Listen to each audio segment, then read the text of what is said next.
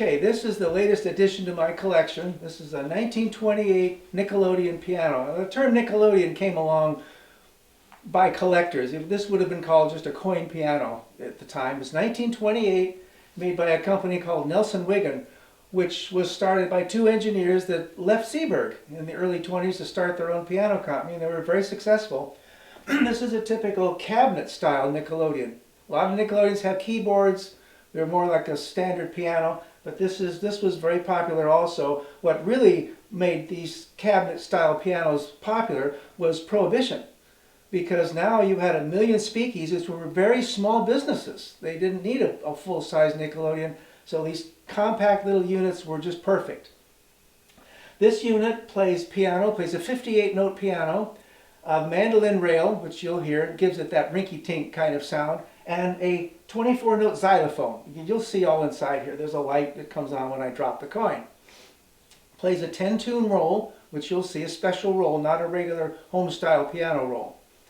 What's kind of interesting on this is there's a push chute over here, and if there is, for you coin-operated people, you appreciate this, there's no ratchet on this. All this does is get the coin from the outside to the inside.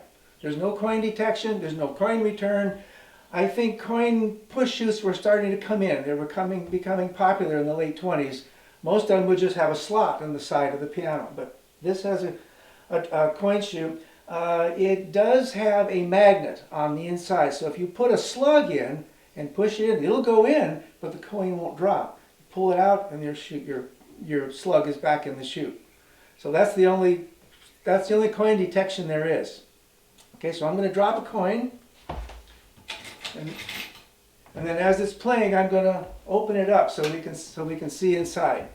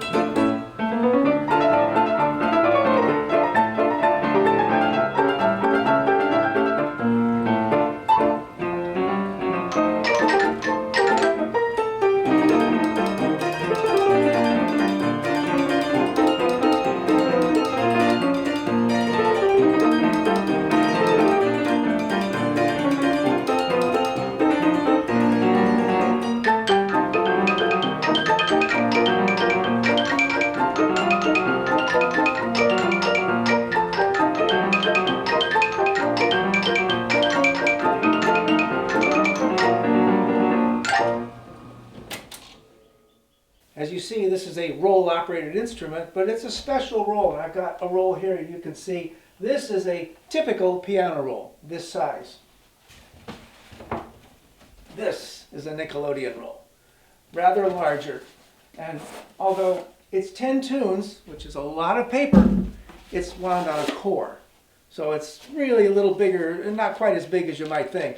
You notice there's no spools. The spool stays with the piano because you don't want to buy a new spool every time. So you change the spool. You change the roll onto the spool every time. Okay, now, we've got the xylophone, of course. This is all pneumatic. Everything is vacuum operated. The pump is down here. There's 4 bellows in a box position, so there's always a bellows opening and creating suction. There is a chain drive right here that drives the roll. There's two pneumatics here that shift either to play or to re-roll, which you'll see. This is the last tune on the roll. So when this tune is finished, you'll see it shift into re-roll. This valve right here, this is a compound valve block which simply controls the xylophone. When it gets a signal from the tracker bar, it lets air into the xylophone, and the xylophone plays along with the piano. It's tubed into the piano, so it doesn't play any new notes.